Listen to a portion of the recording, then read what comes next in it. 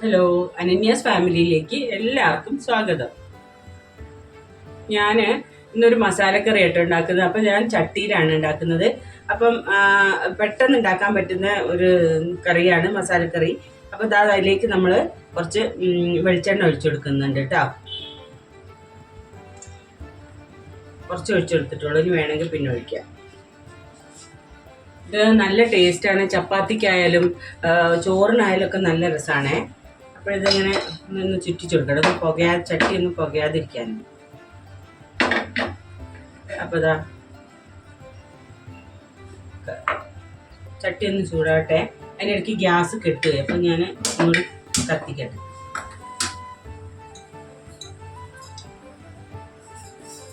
ചട്ടി ഒന്ന് ഏകദേശം ഒന്ന് ചൂടാവട്ടെ. ചൂടായിട്ട് നമുക്ക്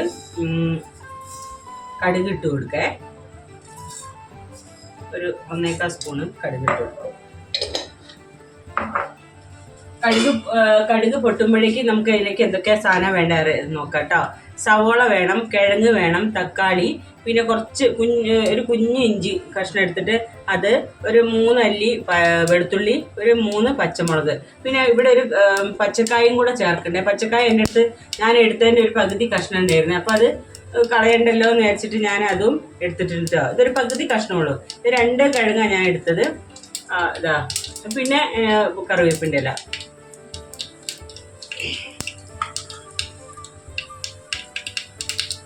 പച്ചക്കറിക്ക് കുറവുള്ള ദിവസം നമ്മൾക്ക് വെറും തക്കാളി സവാളയും കിഴങ്ങും മാത്രമേ നമ്മളെടുത്തുള്ളൂ. ഇഞ്ചി വെളുത്തുള്ളിയൊക്കെ എന്തായാലും എല്ലാ വീടുകളിലും കോമണായി ഉണ്ടാവുമല്ലോ.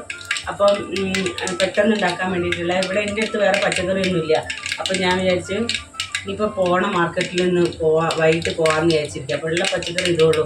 അപ്പോൾ ഇതുകൊണ്ട് ഞാനൊരു പെട്ടെന്ന് ഉണ്ടാക്കാൻ പറ്റുന്ന ഒരു മസാലക്കറി ഉണ്ടാക്കാമെന്ന് വിചാരിച്ചു. അപ്പോഴിതാ നമ്മൾ ഈ കറിവേപ്പിൻ്റെ ഇലയും ഇഞ്ചി വെളുത്തുള്ളി അത് പച്ചമുളകും ഇതിലേക്ക് ഇട്ടൊന്ന് വഴറ്റി കൊടുക്കാം.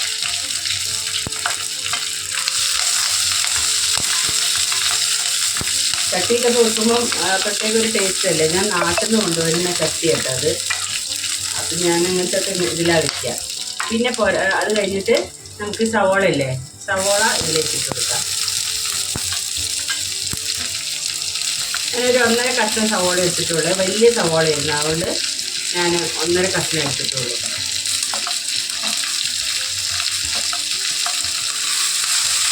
എന്നിട്ട് നന്നായിട്ട് ഇളക്കി കൊടുക്കാം.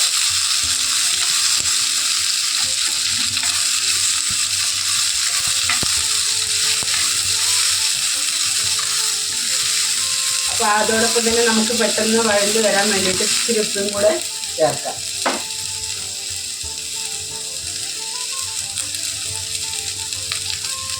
ഒരു 1/2 സ്പൂൺ ഉപ്പ് ചേർത്തിട്ടുണ്ട്.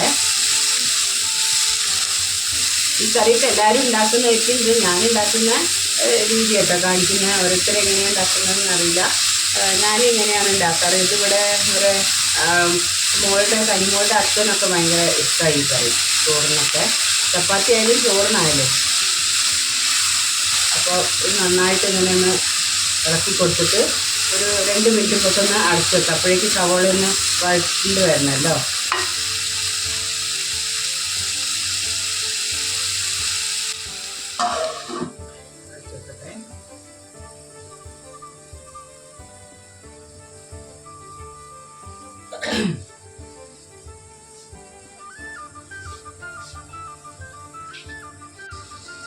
നമുക്കൊന്ന് തുറന്ന് നോക്കേ.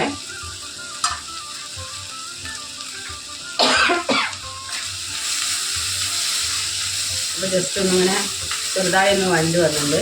അപ്പോൾ ഇനി നമുക്ക് ഈ തക്കാളി ചേർക്കാം. ഞാനൊരു കുഞ്ഞു തക്കാളി എനിക്ക് കിട്ടിയത്, അപ്പോൾ ഞാൻ 2 ഇട്ടിട്ടുണ്ട്. നന്നായിട്ട് ഇളക്കി കൊടുക്കുക.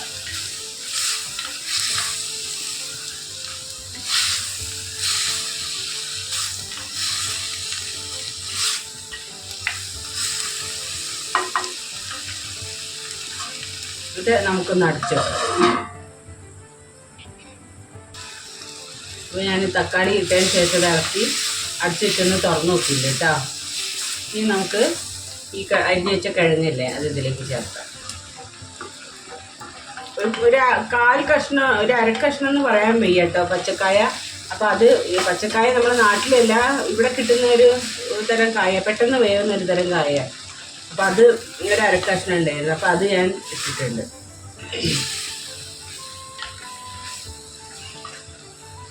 നന്നായിട്ട് നമുക്ക് ഇളക്കി കൊടുക്കാം.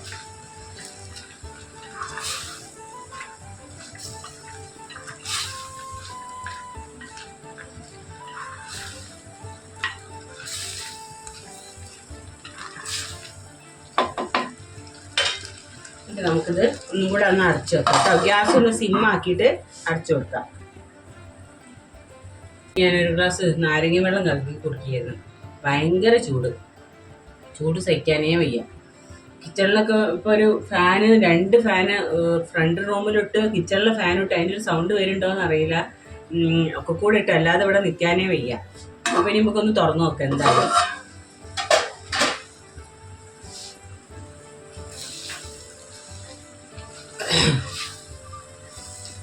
ഇങ്ങനെ നമുക്ക് നന്നായി ഒന്ന് ഇറക്കി കൊടുത്തിട്ട് അപ്പം ഇനി നമുക്കിതിൽ മസാല ചേർക്കാം. ഇത് മല്ലിപ്പൊടി, മഞ്ഞൾപ്പൊടി, മുളക് പൊടി. ഈ മല്ലിപ്പൊടി വറുത്തതാട്ടോ. ഇത് വറുത്തത് ഞാൻ നാട്ടിൽ നിന്ന് വറുത്ത് കൊണ്ടുവന്നതാണ്. ഇതിന് രസമുണ്ട്. എന്താണെന്ന് പറയുക, ഇത് നാട്ടിൽ ഞാൻ വറക്കുന്ന സമയത്ത് കരിഞ്ഞു പോയി. അപ്പോൾ പിന്നെ അത് കളയാൻ പറ്റുമോ? അപ്പോൾ ഞാനത് പൊടിപ്പിച്ചപ്പോൾ പൊടിപ്പിച്ചുകൊണ്ടുവന്നപ്പോൾ ഭയങ്കര കളറായിപ്പോയി. അതുകൊണ്ടാട്ടോ ഇത് ഇങ്ങനത്തെ ഒരു കളറ് മല്ലിക്ക്. പിന്നെ പക്ഷേ ഇതെന്താ, ഈ മല്ലി എന്താ പറയുക, ഇങ്ങനെ വറുത്തത് ചിക്കൻ വയ്ക്കൂലേ നമ്മൾ, വറുത്തരച്ച ചിക്കനിലേക്കൊക്കെ ഇത് നല്ല ടേസ്റ്റ് കേട്ടോ. കരിഞ്ഞതായാലും അത്ര കരിവല്ല. ഈ വീഡിയോയിൽ കാണുമ്പോൾ ഭയങ്കര ഒരു കറുപ്പായി തോന്നുന്നുണ്ട്. കുറച്ചൊന്ന് മല്ലി എൻ്റെ അടുത്തുനിന്ന് കരിഞ്ഞു പോയിട്ടുണ്ട്. ഞാൻ നാട്ടിൽ നിന്ന് വരുമ്പോൾ കൊണ്ടുവരാറ് അതൊക്കെ. അപ്പോൾ ഇതാ ഇത് നമുക്കിതിലേക്ക് ചേർക്കാം. ഒരു 1.5 സ്പൂൺ മല്ലിപ്പൊടിയും 1 സ്പൂൺ മുളക് പൊടിയും 1/4 ടീസ്പൂണ്, കാലല്ല ഒരു 1/2 ടീസ്പൂണ് ഞാൻ മഞ്ഞൾപ്പൊടി ചേർത്തിട്ടുണ്ടേ. അപ്പോൾ ഇനി നമുക്ക് ഇത് നന്നായിട്ട് ഇറക്കി കൊടുക്കാം. ഇനി ഇതല്ല എരിവ് കൂടുതൽ വേണമെന്നുള്ളവർക്ക് വേണമെങ്കിൽ മുളക് പൊടി കൂട്ടാം. ഞാൻ ഇതിൽ ഓൾറെഡി ഒരു 3 പച്ചമുളക് ഇട്ടുകൊണ്ട് ഞാൻ പിന്നെ ഇത് ചേർക്കണില്ല. എന്നിട്ട് നന്നായിട്ട് നമുക്ക് ഇളക്കി കൊടുക്കാം.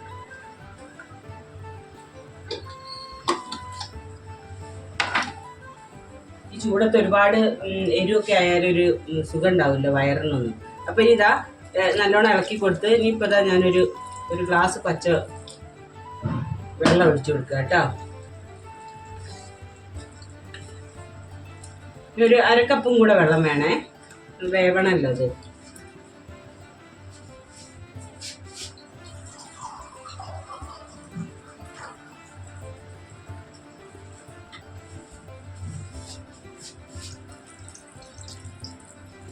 ഇതിന് ഞാൻ 2 കപ്പ് ഒഴിച്ചിട്ടുണ്ട്.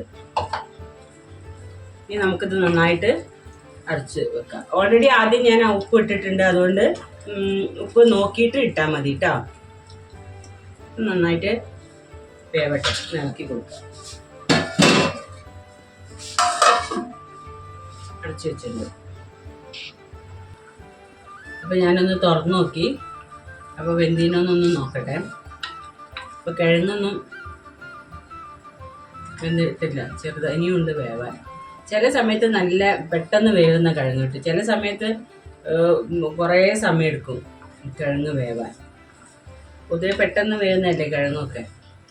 അപ്പം ഇനി ഒന്നും കൂടെ നമുക്ക് അടച്ചു വെക്കാം.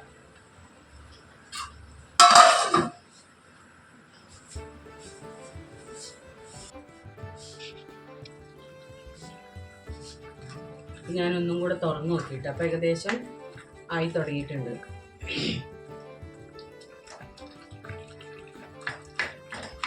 ഒന്ന് ഉടച്ചുടച്ച് കൊടുക്കുക. ഒരുപാട് ഉടക്കേണ്ട, ചെറുതായിട്ട്.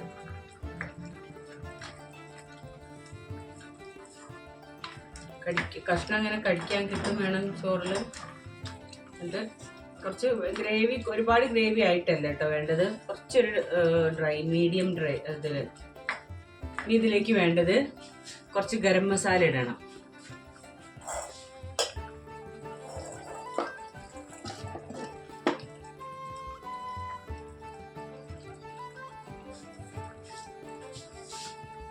ഗരം മസാല ഇപ്പോൾ ഇതാ ഒരു 1/2 ടീസ്പൂണ് ഗരം മസാല ഇട്ടുണ്ടേ. അതിൻ്റെ ഫ്ലേവർ കൂടുതൽ വേണമെന്നുള്ളവരാണെങ്കിൽ കുറച്ചുകൂടെ ഇടാം. ഞാനിതാ ഈ ഒരു 1/2 സ്പൂൺ ഇട്ടിട്ടുള്ളൂ. എന്നിട്ട് നന്നായിട്ട് ഇളക്കി കൊടുക്കുക.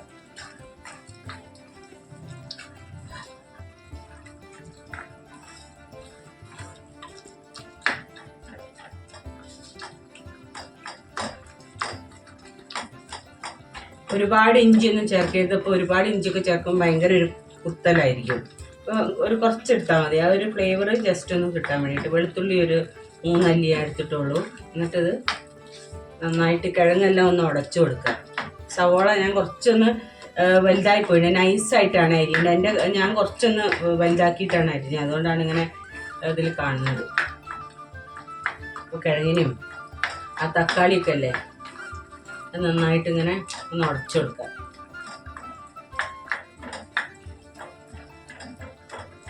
ചിലർക്ക് ഗ്രേവി കൂടുതലുള്ളവർക്ക് ഗ്രേവി വേണമെന്നുണ്ടെങ്കിൽ കുറച്ച് വെള്ളം, ചൂടുവെള്ളം ചേർത്ത് കൊടുക്കുക കേട്ടോ. പച്ചവെള്ളം ചേർക്കരുത്. അപ്പോൾ മറ്റെന്താ പറയുക, അങ്ങനെ ഗ്രേവി വേണമെന്നുള്ളവർക്ക് അങ്ങനെ ചെയ്യാം. അപ്പോൾ അങ്ങനെയാകുമ്പോൾ കുറച്ച് കൂടുതൽ കിട്ടും. ഇവിടെ ഇപ്പോൾ ഞങ്ങൾ 2-3 പേരല്ലേ ഉള്ളൂ. അപ്പോൾ ഞങ്ങൾക്ക് ഒരുപാട് ഗ്രേവി ഒന്നും വേണ്ട.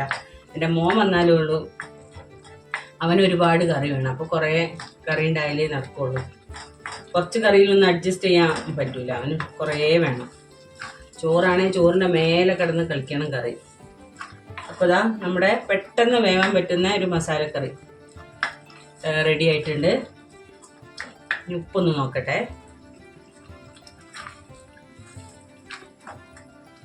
ഉപ്പ് ഞാൻ നേരത്തെ ഇട്ടായിരുന്നല്ലോ. അപ്പോൾ ഒരു കുറച്ചൊരു പിഞ്ച് ഉപ്പും കൂടെ ആവശ്യമുണ്ട്. ഒരുപാടല്ല, ഒരു 1/4 ടീസ്പൂൺ കൂടെ. അപ്പോൾ ഇതാ ഒരു 1/4 ടീസ്പൂണും കൂടെ ഇട്ട് കൊടുക്കുന്നുണ്ട്. അപ്പം ആവശ്യത്തിന് ഉപ്പായി, പിന്നെ എരിവൊക്കെ പാകത്തിനാണ്. ഇപ്പോൾ